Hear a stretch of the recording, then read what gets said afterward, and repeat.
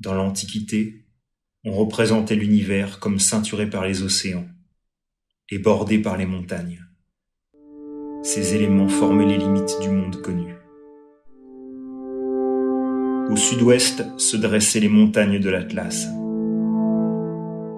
Ces imposantes murailles de rocs nus, brûlées par le soleil et battues par les vents, servent aujourd'hui encore de rempart face aux océans de dunes du Sahara.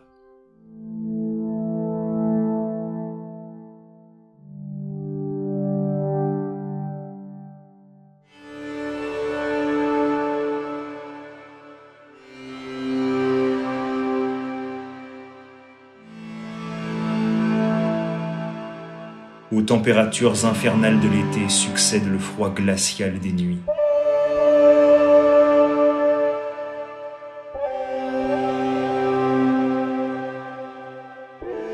Pourtant, au creux des vallées, subsiste une vie abondante et prospère.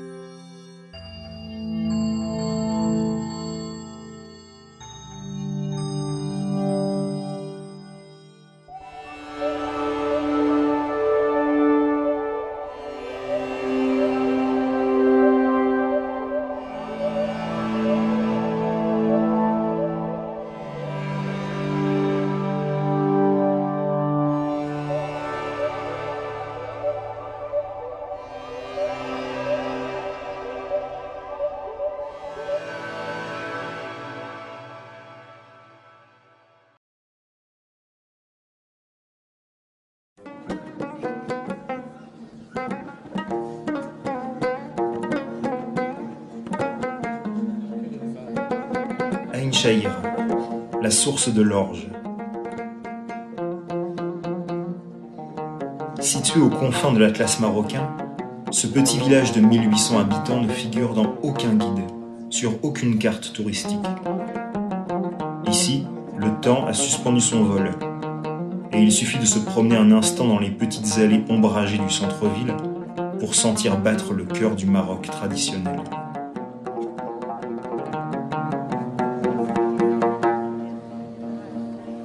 La plupart des maisons datent des années 70. L'ancien Ksar, le village fortifié originel, existe toujours. Il surplombe une palmeraie de 400 hectares, immense jardin dont les habitants ont longtemps tiré leurs revenus et leur alimentation.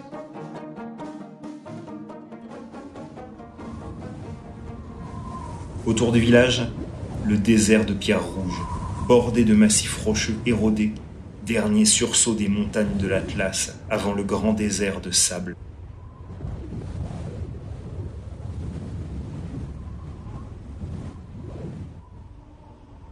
Aux heures les plus chaudes de la journée, le village semble tout aussi désert que les plaines qui le bordent. Tout juste peut-on voir le traditionnel couple formé par l'âne et son maître remonter l'orge de la palmeraie.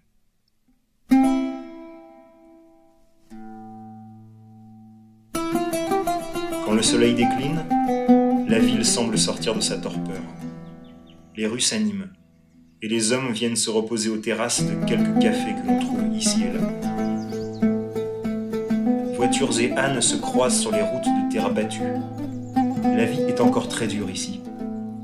On se lève tôt pour travailler au champ, et on ne ménage pas ses efforts pour faire vivre cet îlot de verdure.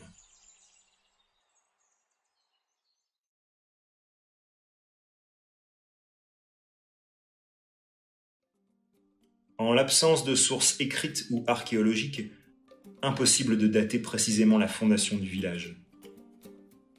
On murmure cependant qu'Ain Shahir serait plus vieille que l'antique cité de Fès, datant, elle, du IXe siècle. L'histoire de la Palmeraie est liée au commerce transsaharien. Ce gigantesque espace désertique de plusieurs milliers de kilomètres de longueur était autrefois bordé de riches cités marchandes.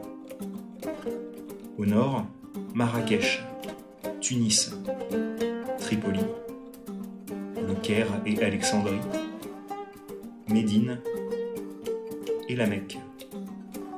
Au sud, les lointaines cités africaines de Nianim, capitale du royaume du Mali, Bito ou encore Kano, dans l'actuel Nigeria.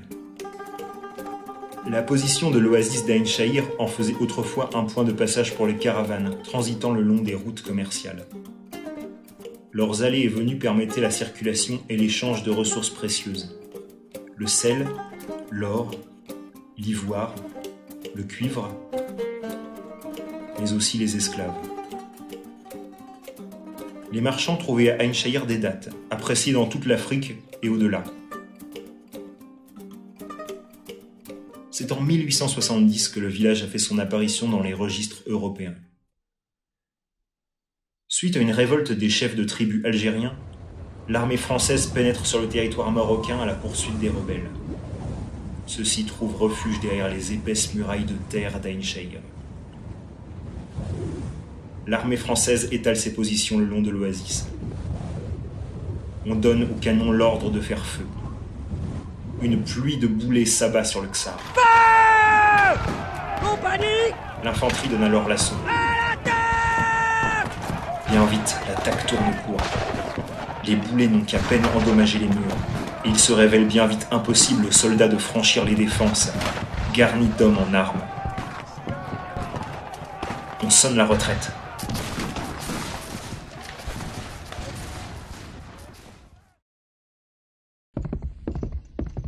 Au matin, on découvre que les rebelles ont fui la ville, abandonnant les habitants à leur sort.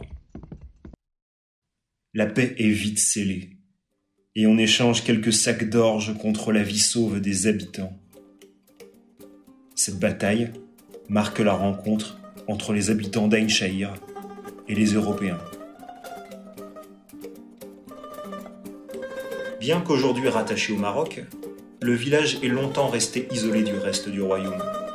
Historiquement, il fait partie de la longue chaîne des oasis de l'Atlas marocain.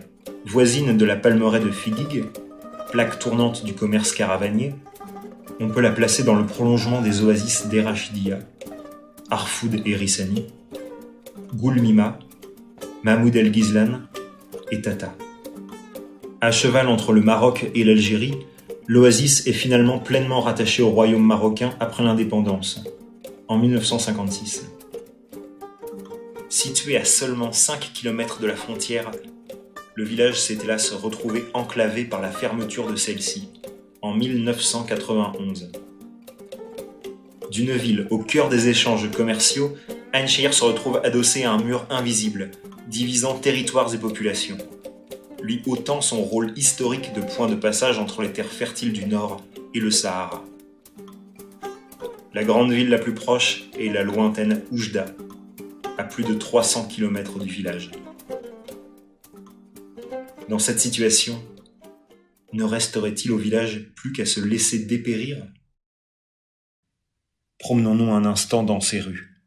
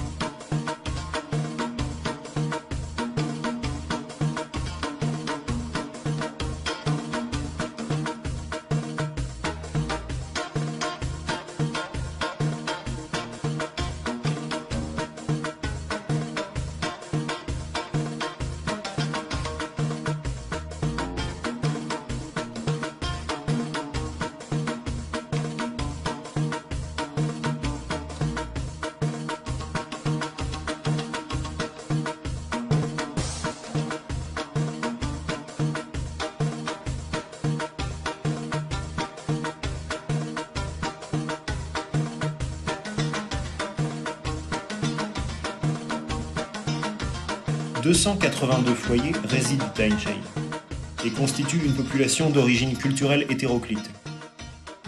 Jusqu'au début des années 90, le village vivait encore sans électricité et sans eau courante. On y trouve aujourd'hui toutes les commodités. Internet permet de dialoguer avec le monde extérieur et une ligne de bus permet de rejoindre Oujda, et Rachidia et Fès en moins d'une journée seulement. Ain Shahir est parsemé de petits commerces. Ces lieux servent de point de rencontre entre les habitants.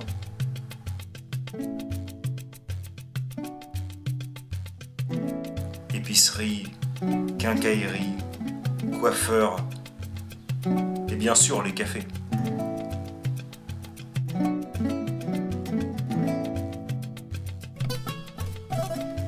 La vie est simple, mais la générosité et l'entraide permettent à tous de mener une existence confortable. L'étranger y est bien reçu, et l'on a préservé l'esprit d'accueil traditionnel de ces régions désertiques.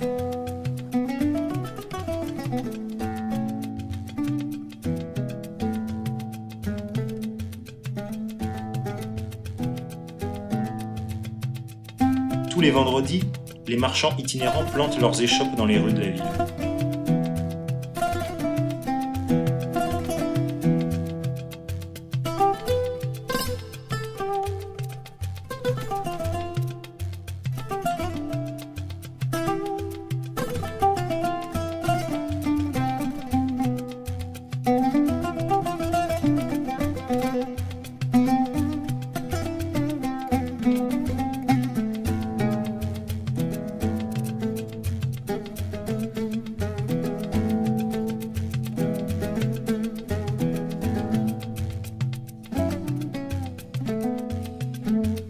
Les camions chargés de marchandises ont aujourd'hui remplacé les ânes et les chameaux des colporteurs d'autrefois. Ils apportent des fruits et des légumes d'Oujda, ainsi qu'un bon lot d'objets du quotidien, évitant ainsi aux habitants de quitter l'oasis pour se fournir en produits de première nécessité. Ces marchands repartiront dans l'après-midi, après la prière et le traditionnel couscous du vendredi, sillonnant le désert pour approvisionner village après village. On ne reverra pas de telle agitation avant la semaine suivante.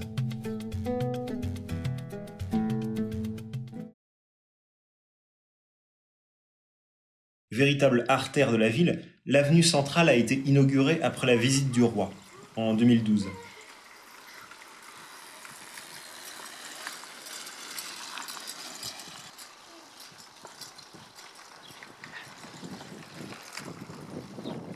Symbole de la politique de rénovation entreprise dans ces contrées éloignées du pouvoir, on y trouve les administrations et les bâtiments publics.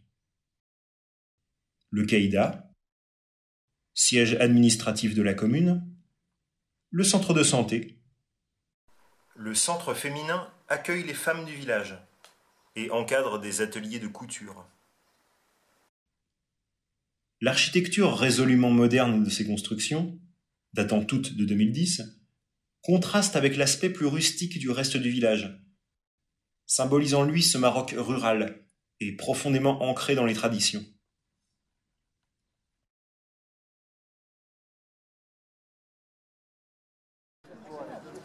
Aujourd'hui, au centre socio-culturel, on accueille le préfet de la région.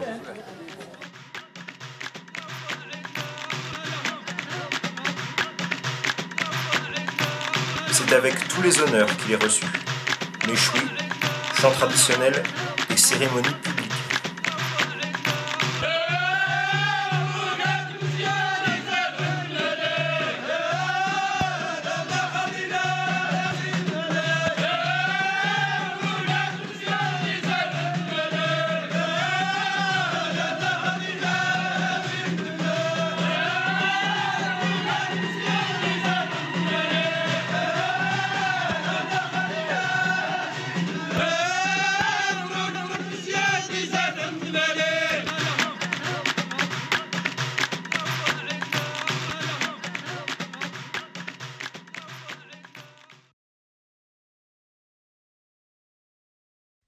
Jouxtant la rue principale, on trouve également une école primaire.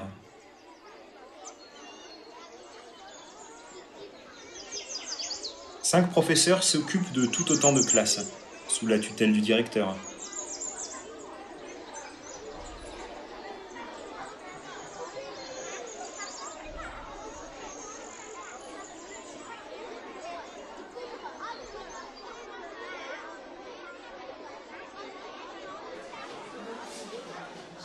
Les matières restent les mêmes que pour les enfants des grandes villes. On y développe l'écriture, on y enseigne le français, on y apprend les mathématiques.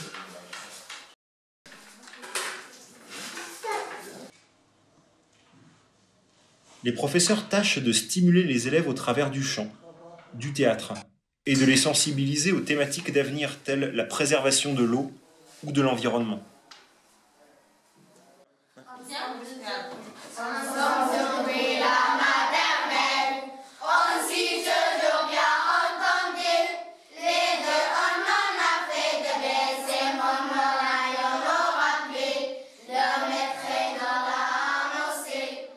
Une majorité d'élèves ne continueront cependant pas leurs études. Le collège le plus proche se trouve à Bouarfa, à plus d'1 heure de route d'Ain Shayr. Difficile pour beaucoup de parents d'y envoyer leurs enfants, d'autant que beaucoup d'entre eux n'ont guère suivi d'études.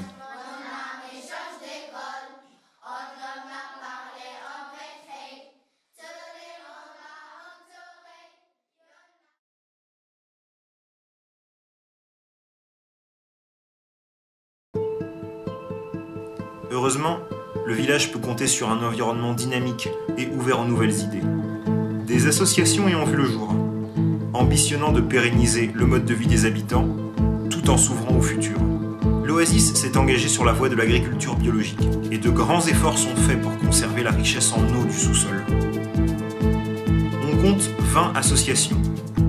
Il existe également 15 coopératives agricoles.